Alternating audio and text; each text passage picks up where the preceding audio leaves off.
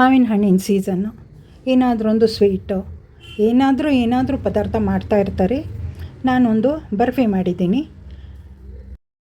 Video ಪೂರ್ತಿ ನೋಡಿ. ಕಡಿಮೆ ತುಪ್ಪ ಮತ್ತು ಸಕ್ಕರೆ ಎಲ್ಲ ಉಪಯೋಗಿಸದೆ ಮಾಡಿರೋದು. ಹಾಯ್ ಹಲೋ ಎಲ್ರಿಗೂ ನಮಸ್ಕಾರ. ಎಲ್ಲರೂ ಹೇಗಿದ್ದೀರಾ? ನಾನು ಚೆನ್ನಾಗಿದ್ದೀನಿ. ನೀವೆಲ್ಲರೂ ಚೆನ್ನಾಗಿದ್ದೀರಾ ಅಂತ ಭಾವಿಸ್ತೀನಿ. ಪ್ರತಿಯೊಬ್ಬರು ಚೆನ್ನಾಗಿರಬೇಕು. ವಿಡಿಯೋ ನೋಡೋರು ಪೂರ್ತಿಯಾಗಿ ವಿಡಿಯೋ ನೋಡಿ. ಕಡಿಮೆ ಸಾಮಗ್ರಿಗಳನ್ನು ತಗೊಂಡು ಹೇಗೆ ರುಚಿಯಾದ ಬರ್ಫಿ ಮಾಡಿದ್ದೀನಿ ಅಂತ ಗೊತ್ತಾಗುತ್ತೆ. ಒಂದು ಹೈಪ್ ಕೊಡೋದು ಮರಿಬೇಡಿ. ಮಾವಿನ ಹಣ್ಣು 2 ತೊಗೊಂಡಿದ್ದೀನಿ. ನಾನು ಕಡಿಮೆ ಪ್ರಮಾಣದಲ್ಲೇ ಮಾಡ್ತಾಯಿದ್ದೀನಿ. ಅದು ಪಲ್ಪ್ ಎಲ್ಲ ತೆಕ್ಕೊಳ್ಬೇಕು. ರುಚಿಯಾದ ಮಾವಿನ ಹಣ್ಣು, ಹುಳಿ ಮಾವಿನ ಹಣ್ಣು ಇರಬಾರ್ದು.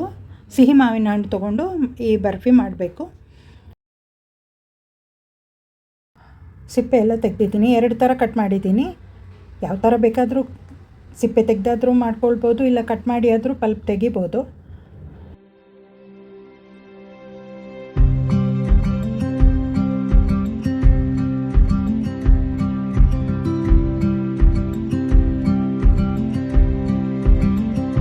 ಮಾವಿನ ಹಣ್ಣಿನ ಸಿಪ್ಪೆ ಎಲ್ಲ ತೆಗೆದಾಗಿದೆ. ಇವಾಗ ಇದನ್ನು ಮಿಕ್ಸಿ ಜಾರಲ್ಲಿ ಹಾಕಿ ರುಬ್ಕೊಳ್ಬೇಕು. ಇದ್ರ ಜೊತೆಗೆ ಕೊಬ್ಬರಿ ತುರಿ ಒಂದು 100 ಗ್ರಾಮ್ ಹಾಕಿದ್ದೀನಿ. 100 ಅಥವಾ 200 ಎಷ್ಟು ಬೇಕಾದರೂ ಹಾಕ್ಕೊಳ್ಬೋದು. ನಾನು ಸಕ್ಕರೆ ಉಪಯೋಗಿಸೋದೇ ಇರೋದ್ರಿಂದ ಪಲ್ಪ್ ಜಾಸ್ತಿ ಇರಲಿ ಅಂದ್ಕೊಂಡು ಕೊಬ್ಬರಿ ತುರಿ 100 ಗ್ರಾಮ್ ಹಾಕ್ತಾಯಿದ್ದೀನಿ. ಮತ್ತು ಇದ್ರ ಜೊತೆಗೆ ಸ್ವಲ್ಪ ಹಾಲಿನ ಪುಡಿ,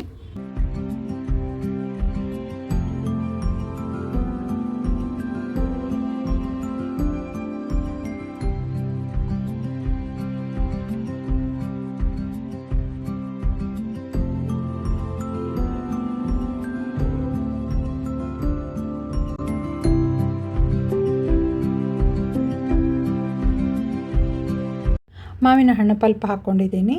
ನಂತರ ಇದಕ್ಕೆ 100 ಗ್ರಾಮ್ ಕೊಬ್ಬರಿ ಪೌಡ್ರ್ ಇರುತ್ತಲ್ಲ ಅದನ್ನು ಸೇರಿಸ್ಕೊಳ್ಬೇಕು. ಸಕ್ಕರೆನೂ 100 ಗ್ರಾಮ್ ಹಾಕ್ಕೊಳ್ಬೇಕಾಗತ್ತೆ. ನಾನು 100 ಗ್ರಾಮ್ ಹಾಕ್ಕೊಂಡಿರೋದ್ರಿಂದ ಸಕ್ಕರೆ ಎಲ್ಲ ಉಪಯೋಗಿಸಿಲ್ಲ. 100 ಗ್ರಾಮ್ ಹಾಲಿನ ಪುಡಿ ಹಾಕ್ಕೊಂಡಿದ್ದೀನಿ. ಮತ್ತು ಒಂದು ಸ್ವಲ್ಪ ರುಬ್ಬಲಿಕ್ಕೆ ಹಾಲು ಹಾಕ್ಕೊಳ್ಬೇಕು. ಚೆನ್ನಾಗಿ ನೈಸಾಗಿ ಪೇಸ್ಟ್ ಮಾಡ್ಕೊಳ್ಬೇಕು. ಸಕ್ಕರೆ ಇಷ್ಟಪಡೋರು ಸಕ್ಕರೆನೂ ಹಾಕ್ಕೊಳ್ಬೋದು. ನಾನಿಲ್ಲಿ ಬೆಲ್ಲ ಉಪಯೋಗಿಸ್ತಾ ಇದ್ದೀನಿ.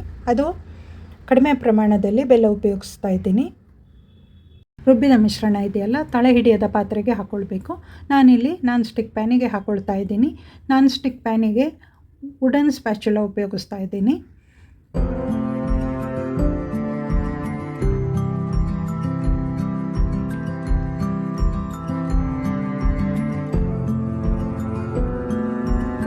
$50 ಗ್ರಾಮಿಗಿಂತ ಕಡಿಮೆ ಬೆಲ್ಲ ಕರಗಲಿಕ್ಕೆ ಇಟ್ಟಿದ್ದೀನಿ. ಅದೊಂದು 2 ಕುದಿ ಚೆನ್ನಾಗಿ ಬರಬೇಕು. 4 ಟೀ ಸ್ಪೂನು ಕಡಲೆ ಹಿಟ್ಟನ್ನು ಚೆನ್ನಾಗಿ ಹುರ್ಕೊಳ್ಬೇಕು. ಪರಿಮಳ ಬರೋವರೆಗೂ ಹುರ್ಕೊಳ್ಬೇಕು. ಈ ಕಡೆ ಈ ಮಾವಿನ ಹಣ್ಣಿನ ಮಿಶ್ರಣ ಇದೆಯಲ್ಲ ಅದನ್ನು ಚೆನ್ನಾಗಿ ಮಗ್ಸ್ತಾ ಇರಬೇಕು. ಆನಂತರ ಹುರಿದಿಟ್ಟಿರೋ ಕಡಲೆ ಹಿಟ್ಟಿದೆಯಲ್ಲ 4 ಟೀ ಸ್ಪೂನ್ ಅದನ್ನು ಹಾಕ್ಕೊಂಡು ಚೆನ್ನಾಗಿ ಮಾವಿನ ಹಣ್ಣಿನ ಪೇಸ್ಟ್ ಇದೆಯಲ್ಲ ಅದ್ರ ಜೊತೆ ಚೆನ್ನಾಗಿ ಮಿಕ್ಸ್ ಮಾಡ್ಕೊಳ್ಬೇಕು. ಕಡಿಮೆ ಉರಿಯಲ್ಲಿ ಇದನ್ನೆಲ್ಲ ಚೆನ್ನಾಗಿ ಮಿಕ್ಸ್ ಮಾಡ್ತಾ ಇರಬೇಕು. ನಂತರ ಬೆಲ್ಲ ಕುದಿಸಿದ ನೀರಿದೆಯಲ್ವ, ಆ ನೀರನ್ನು ಹಿಟ್ಟಿಗೆ ಸ್ವಲ್ಪ ಸ್ವಲ್ಪ ಹಾಕ್ಕೊಂಡು ಚೆನ್ನಾಗಿ ಬೆರೆಸ್ಕೊಳ್ಬೇಕು.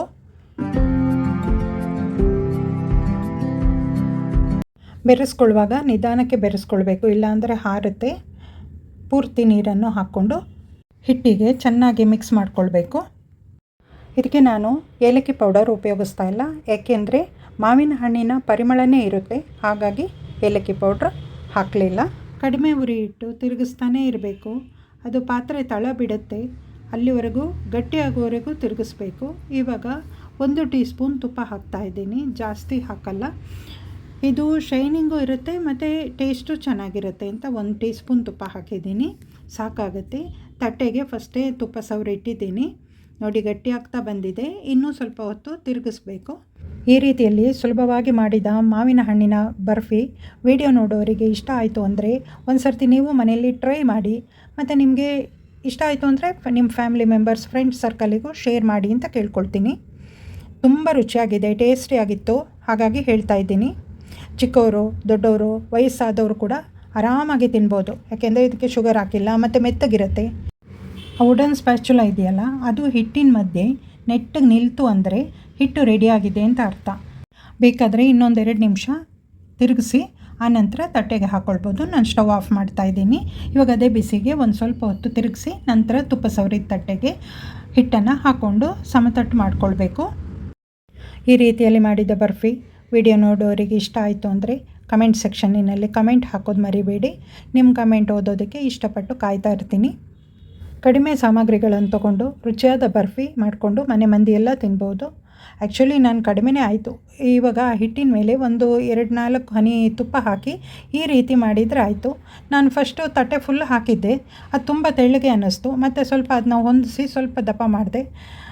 ಮತ್ತು ಅದರ ಮೇಲೆ ಕೊಬ್ಬರಿ ಪೌಡ್ರ್ ಇದೆಯಲ್ವ, ಅದನ್ನು ಸ್ವಲ್ಪ ಅಲಂಕಾರಕ್ಕೆ ಹಾಕಿ ಸ್ವಲ್ಪ ಡ್ರೈ ಆಗ್ಲಿಕ್ಕೆ ಬಿಡಬೇಕು. ಸ್ವಲ್ಪ ಡ್ರೈ ಆದ ನಂತರ ನಾವು ಒಂದು ಗೆರೆ ಹಾಕಿಟ್ಕೊಳ್ಬೇಕು. ಪೂರ್ತಿ ತಣ್ಣಗಾದಮೇಲೆ ನಾವು ಚೆನ್ನಾಗಿ ಕಟ್ ಮಾಡಿಕೊಂಡು ಪೀಸ್ಗಳನ್ನು ತೆಕ್ಕೊಳ್ಬೋದು. ಈ ರೀತಿಯಲ್ಲಿ ಬರ್ಫಿ ಮಾಡಿದ್ದು ವಿಡಿಯೋ ನೋಡೋರಿಗೆಲ್ರಿಗೂ ಇಷ್ಟ ಆಗಿದೆ ಅಂತ ತಿಳ್ಕೊಂಡಿದ್ದೀನಿ.